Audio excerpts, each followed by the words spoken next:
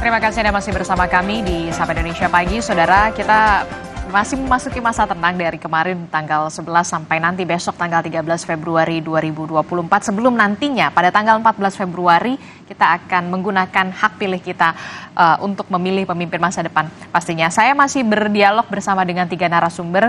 Ada Pak Arief dari Ketua KPU. Pada saat kemudian periode 2017 hingga 2021, kemudian ada dari Bawaslu juga ada Pak Puadi dan juga ada dari Koordinator Komite Pemilih Indonesia Pak Jerry Sumampau. Saya tertarik kepada Bawaslu ini Pak Puadi. Pak Puadi, ini kan masa tenang tadi kita sudah membahas soal bagaimana peserta pemilu, penyelenggara pemilu, kita pemilih. Nah, untuk media sendiri boleh nggak sih kemudian apa yang harus menjadi pagar pembatas soal yang boleh dan tidak boleh ditayangkan di media ini Pak Puadi? Ya, pertama saya perlu sampaikan juga nih sekaligus mengingatkan dan menghimbau juga kepada media sosial gitu. Artinya tolong sampaikan informasi-informasi yang disampaikan terutama di publis ini yang sifatnya mendidik dan menjadikan suasana ini menjadi tenang gitu. Jadi jangan sampai memframing dan paling tidak misalkan independen lah, terutama dalam memberikan informasi-informasi yang jangan sampai nanti hari tenang ini membuat hari para peserta pemilu itu membuat suasana yang akhirnya membuat melakukan sesuatu mengarah kepada negatif campaign atau mungkin kampanye hitam dan sebagainya. Sementara di hari tenang itu tidak boleh ada aktivitas kampanye. Karena untuk penyelenggara pemilu sendiri, memang hari tenang buat penyelenggara ini menjadi sesuatu hal yang tidak tenang. Karena memang melihat satu situasi yang banyak dikhawatirkan aktivitas kegiatan-kegiatan di hari tenang ini ada satu kegiatan yang mengarah kepada nuansa-nuansa kepada hal yang arahnya kepada kampanye. Sementara jadi kalau misalkan untuk televisi sendiri, media TV begitu ya Pak Puadi, berarti boleh atau tidak menayangkan kemudian berita-berita yang sudah direview, misalkan beberapa hari lalu setelah gambar-gambar kampanye akbar, itu sebenarnya boleh nggak kalau media televisi ini? Sebaiknya informasi yang sifatnya mengedukasi ya, menginformasikan iya, tetapi kalau informasi-informasi yang kemudian mengarah ke berpihakan ya terutama kepada salah satu paslon atau ke para peserta pemilih, ini yang kita khawatirkan. Artinya jangan sampai nanti media menggiring ke publik yang akhirnya memframing sesuatu hal yang suasana ini menjadi tidak tenang antar peserta pemilu itu sendiri. Jadi sebaiknya dihindari begitu ya, Pak Puadi? Yes. Pak Puadi, berarti sebaiknya dihindari? Sebaiknya dihindari, kalaupun memang memberitakan, terutama yang sifatnya mengedukasi dan agak sedikit transparan, terutama tidak mengarah kepada hal-hal yang mengarah kepada keberpihakan. Artinya lebih fair informasi berkaitan tentang proses di mana misalkan dalam proses pemungutan atau misalkan menuju proses pemungutan suara, kaitannya dengan partisipasi masyarakat, kemudian antisipasi terhadap proses jalannya proses pemungutan suara nanti, itu yang kita harapkan gitu. Karena Bawaslu tetap melakukan himbauan dan memastikan bahwa di masa tahapan kaitannya dengan hari tenang, memastikan bahwa memang betul tidak ada aktivitas dan kegiatan kampanye di hari tenang, dan apalagi nanti pada saat menuju proses pemungutan suara memastikan berjalan sesuai dengan relnya, sesuai dengan koridornya, aturan-aturan main terutama para penyelenggara pemilu memang harus menjalankan sesuai dengan prinsip-prinsip penyelenggaraan itu sendiri. Oke, saya ke Pak Arief. Pak Arief, ini kan kalau kita lihat tadi Anda sudah menceritakan bagaimana jangan sampai kemudian ada kejadian luar biasa begitu seperti kebakaran, bencana alam, banjir. Nah, itu harus dijamin begitu, harus dipastikan betul-betul dipastikan dalam hal ini adalah penyelenggara pemilu KPU soal pendistribusian logistik. Nah, kalau yang kemudian menjadi sorotan belakangan ini adalah soal di Malaysia yang katanya surat suaranya sudah tercoblos. Nah, dari sepengalaman Anda apa yang harus dilakukan oleh KPU di tengah yang waktu yang begitu singkat sekali, tinggal berapa hari lagi ini? Jangan sampai kemudian ini terulang lagi. Ya, pertama penyelenggaraan pemungutan suara di luar negeri itu memang dilakukan lebih awal daripada di dalam negeri. Ya, betul. Kita bisa sebut early voting, gitu kan. Nah, KPU harus menginformasikan kepada publik ya, bagaimana proses penyelenggaraan di luar negeri. Supaya publik juga mendapat informasi yang cukup, tidak menebak-nebak, tidak berspekulasi tentang sebuah kejadian. Memang seperti kejadian di Kuala Lumpur yang banyak beritanya itu ya, harus dipastikan pemungutan suara di Kuala Lumpur kan baru dilakukan kemarin ya. Iya. Buat kemarin ya, saya nggak hafal tanggalnya ya. Kalau itu sudah selesai, pastikan bahwa belum ada yang dihitung. Karena memang nanti penghitungannya akan dilakukan bersamaan dengan hari tanggal pemungutan dan penghitungan suara di dalam negeri.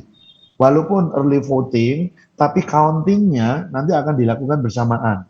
Nah, pastikan bahwa semua pemungutan suara itu bukan hanya di Kuala Lumpur ya, tapi di banyak negara itu, kalau nggak salah masih 130-an perwakilan lah penyelenggaraan pemilu di luar negeri, itu tersimpan dengan aman, ya, apalagi di masa tenang ini kalau ada sesuatu yang Tapi begini di luar Pak, kendali, di berita itu disebutkan bahwa ada 1.972 surat suara yang sudah tercoblos oleh orang tak berwenang. Banyak hal harus dipastikan dulu, Mbak. Banyak hal harus diklarifikasi. Pertama gini, Mbak Adisti, siapa yang bikin statement 1.900 itu sudah tercoblos? Itu artinya kan dia berarti sudah bisa menghitung jumlah surat suara yang tercoblos. Itu perlu diklarifikasi dulu. Ya. Kemudian yang kedua, surat suara yang tercoblos itu atau dicoblos itu, surat suara yang masuk dalam kategori mana? Atau dari pos, surat suara yang Dropbox, atau surat suara yang akan digunakan di TPS. Karena saya tidak mampu melihat semua kejadian ya, hanya beberapa kejadian yang sempat saya lihat, itu kan yang melalui pos. Dan kalau saya lihat di situ, memang satu atau dua orang di depannya banyak amplop-amplop surat suara yang dikirim by post. Tapi sepanjang yang saya lihat di situ, yang dicoblos sebetulnya hanya berasal dari satu amplop. Saya nggak tahu kalau ada video versi lainnya. Nah, maka KPU tentu saja bersama dengan teman-teman Bawaslu segera mengklarifikasi ini, menginformasikan kepada publik apakah telah terjadi Mas Arief, maladministrasi, pelanggaran, sehingga publik bisa memastikan juga gitu loh apa yang terjadi di sana gitu. Oke. Pak Jerry, ada yang mau disampaikan? iya, kalau lihat beritanya ini sebetulnya yang mengkonfirmasi 972. 1.972 itu sudah KPU ini, Mas Arief. Oh, oke. Jadi KPU mengkonfirmasi 1.972 kalau lihat berita ya. Itu surat suara sudah di Malaysia ya, dicoblos oleh orang yang tidak dikenal. Nah, artinya mungkin ini kasusnya beda atau bisa juga sama ya. Kan yang di video itu surat suara yang ada dalam pos ya, amplop ya.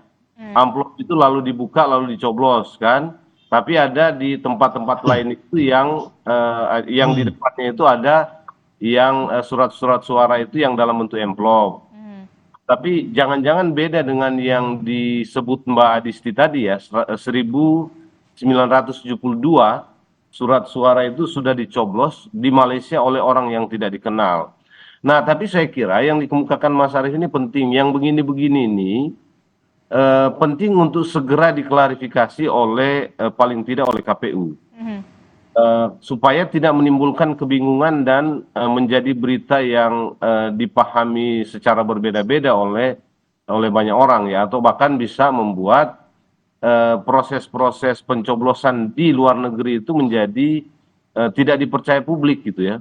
Karena artinya klarifikasi tentang yang begini ini penting untuk itu tidak mencurigai banyak hal, karena luar negeri ini kan banyak hal yang yang nggak bisa kita jangkau ya. Betul. Tapi ya harus diklarifikasi oleh pihak yang resmi. Paling tidak di sana kan ada penyelenggara pemilu luar negeri ya yang harus tindak lanjuti ya, termasuk lembaga pengawas ya. Jadi bagi saya penting yang begini-begini Harus diklarifikasi, harus diluruskan begitu ya. Nah, kalau penyelenggara pemilu seperti KPU aja masih bingung-bingung gitu ya dengan kejadian seperti ini dan tidak segera untuk mengklirkan atau memberikan informasi yang semestinya, ini kan nanti repot nih, karena dia imbasnya kepada macam-macam ya. Misalnya hari-hari ini atau sejak kemarin itu kan beredar juga hasil pemungutan suara luar negeri.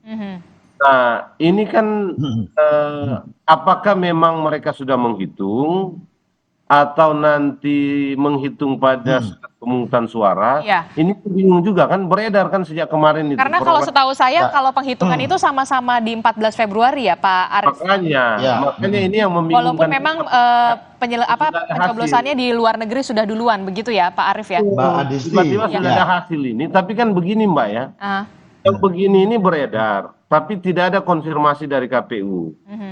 Jadi apakah KPU masih sesuai dengan prosedur atau jangan-jangan dia nggak yakin, jangan-jangan memang sudah ada pencoblosan gitu ya, sementara prosedurnya itu harus menunggu sampai pada hari H. Nah yang ini belum ada gitu, sama dengan yang tadi suara yang sudah dicoblos. Oke, silakan Pak Arief. Iya, jadi ini sebenarnya menarik ya. Ketika penyelenggara pemilu sudah tahu dengan rigid ya, dengan pasti angkanya 1972, mestinya dia tahu loh, surat suara itu yang tercoblos itu siapa yang menghitung, ya dihitungnya di mana. Ini kan sebetulnya informasi yang mudah gitu ya. Dia sudah punya jumlah soalnya. Sudah punya jumlah gitu loh. Jadi siapa yang menghitung, dihitungnya di mana, kejadiannya seperti apa, harusnya ini sudah komplit informasinya karena sudah tahu angkanya. Padahal apalagi kalau itu dilakukan secara resmi ya, artinya meskipun belum waktunya tapi dilakukan oleh TPS yang bersangkutan ya. Ini kan mestinya dia sudah tahu di mana itu kalau ada terhitung ya. Nah ini yang tidak ada penjelasan. Kita harus menunggu klarifikasi tentu saja dari keterangan dari KPU ya. Kita menunggu ya dan masih berharap benar-benar harus diklarifikasi soal ini. Kelamaan nunggunya Mbak, karena ini kan viralnya cepat sekali ya. Artinya kalau ini resmi dilakukan oleh petugas, KPU harus sudah punya informasinya, gitu ya. Dan informasi itu yang segera harus diberitahu ke publik supaya tahu apakah memang ada kesalahan prosedur. Kan begini, jangan-jangan karena ada kesalahan prosedur misalnya, ini nggak diklarifikasi, nggak diberi informasi. Nah ini kan repot, makin liar ini informasi kalau memang itu terjadi, tapi tidak ada informasi sama sekali dari pihak seperti pihak pelaksananya seperti KPU. Yang berwenangnya. Nah kalau dari Pak Puadi sendiri, dari Bawaslu sendiri seperti apa menyikapi ini? Hingga saat ini pengawas pemilu masih melakukan investigasi terkait dugaan pencoblosan surat suara.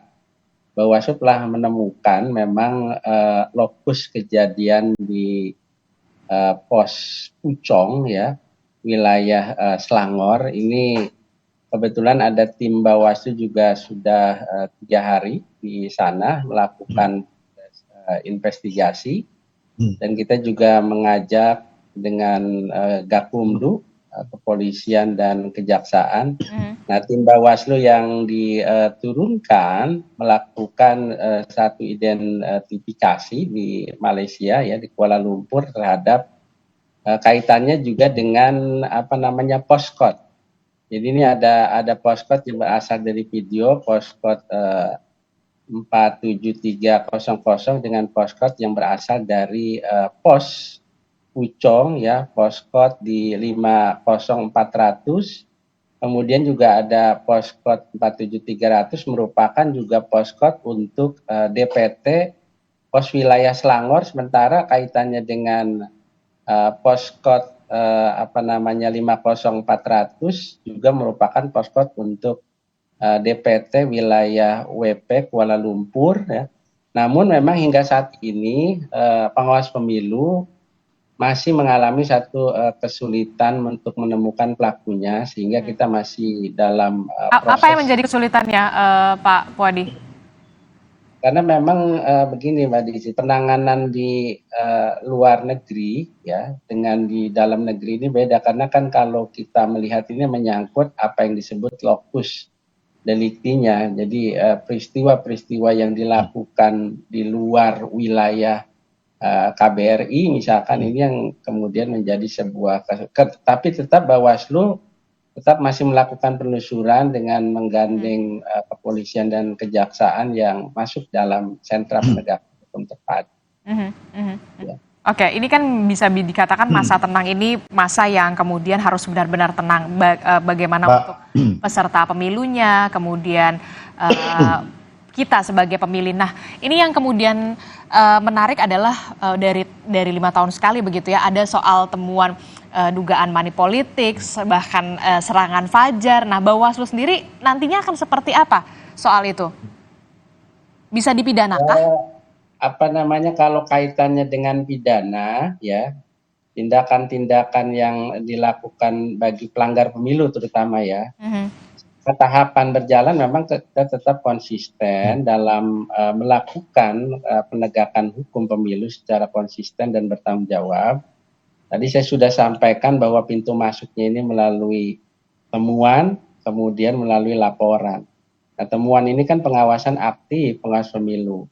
Nah, saya perlu sampaikan juga nih, berdasarkan data per 10 Februari tahun 2024, ini kan terdapat 14 pelanggaran tindak pidana ataupun tren tindak pidana, yakni ada 7 perkara pelanggaran ketentuan sebagaimana diatur di pasal 520 Undang-Undang 7, membuat kaitannya dengan dokumen palsu atau juga menggunakan dokumen palsu. Ada juga 4 perkara pelanggaran ketentuan pasal 523 menjanjikan atau memberikan uang atau juga materi lainnya.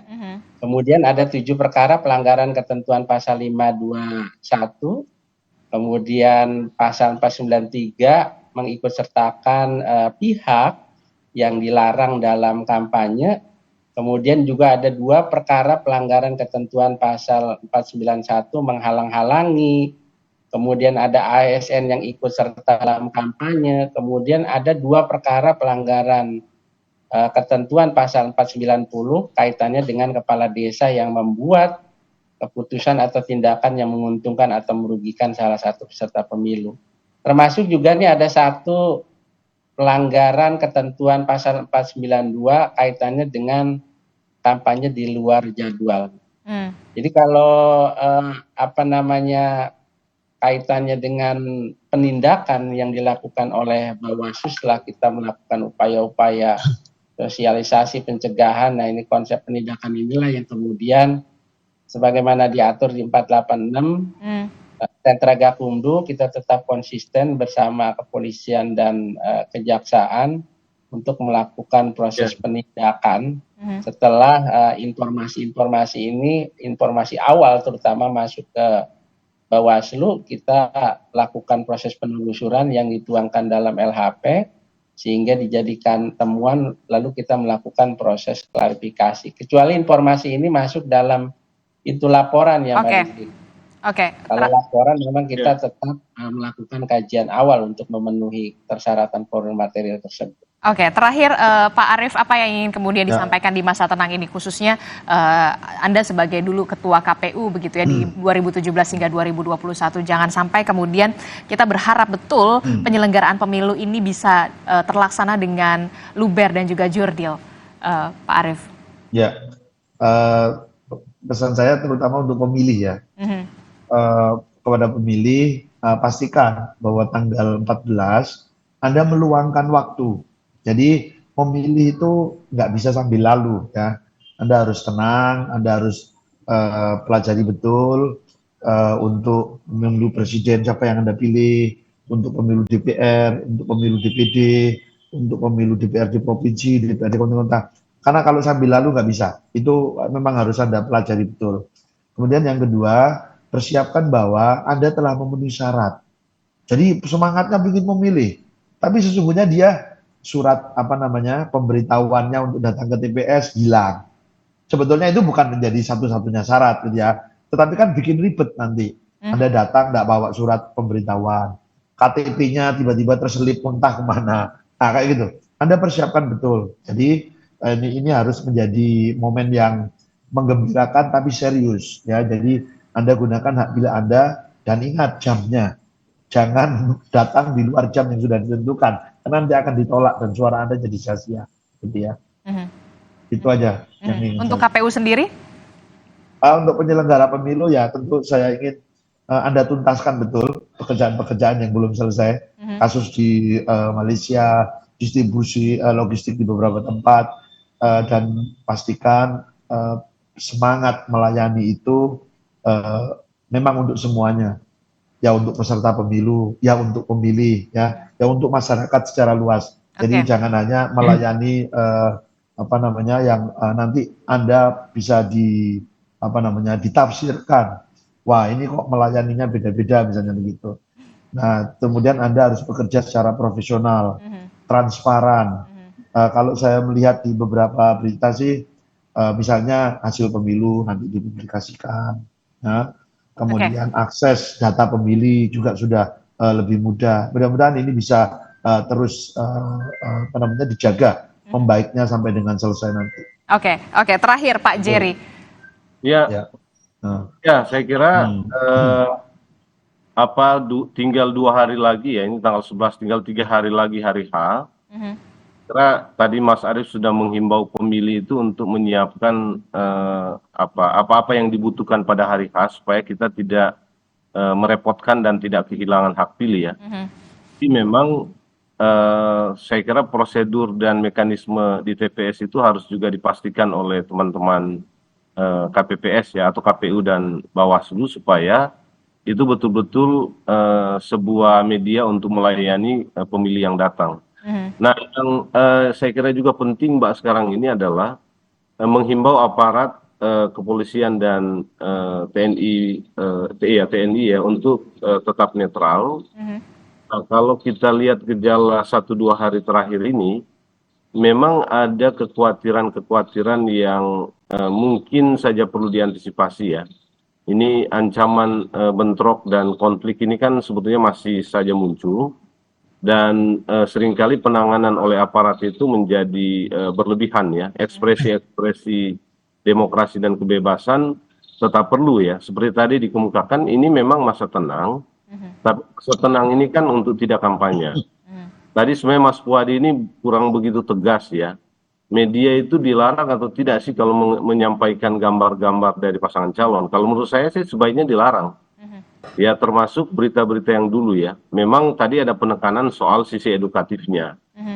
Sisi edukatif ini kan bisa juga diatur sedemikian rupa menjadi media kampanye oleh satu media tertentu yang memang punya kecenderungan endorsement pasangan calon tertentu atau partai politik peserta pemilu tertentu. Nah sebaiknya yang begini-begini ini dilarang aja gitu ya, karena ruang untuk itu dimainkan dan kemudian Bawaslu menjadi repot menanganinya itu menjadi sangat terbuka. Kita konsisten aja dengan undang-undang gitu ya, kita patuh saja, semua bermain dengan mekanisme yang ada dan bersih supaya ini nggak memprovokasi yang lain ya. Karena itu, jadi menurut saya yang penting itu hal-hal yang berkaitan dengan seluruh proses demokrasi juga jangan dinegasikan hanya karena ini sedang masa kampanye, sedang masa tenang. Tetap penting ya, termasuk media diberi kebebasan untuk memberitakan hal-hal yang terkait dengan itu. Dilarang itu kan kampanye yang dilakukan oleh peserta pemilu, tapi kalau kelompok masyarakat mau mengekspresikan hal-hal yang terkait demokrasi, perbaikan pemilu, saya kira itu tetap diberi kebebasan ya. Karena ruang-ruang itu sekarang Mbak Adisti itu kelihatannya agak mau ditutupi gitu ya, karena kekhawatiran yang sebetulnya tidak terlalu tidak perlu ya, dan mungkin nggak berdasar gitu ya. Saya kira itu. Oke, Terima kasih. kita akan lihat bagaimana kemudian nantinya penyelenggaraan pemilu pada 14 Februari 2024 ini akan terwujud dengan luber dan juga jurdil di masa tenang ini. Semuanya juga diminta untuk menahan diri begitu ya, baik itu partai politik, caleg dan segala macam. Bahkan media sendiri juga kemudian diminta untuk tenang juga supaya semuanya bisa berjalan sesuai dengan luber dan juga jurdil. Terima kasih Pak Jerry, Pak Puadi, Pak Arif Budiman telah bergabung bersama kami. Terima kasih. Assalamualaikum, selamat pagi. Sehat-sehat selalu. Waalaikumsalam. Bapak-bapak. Terima kasih.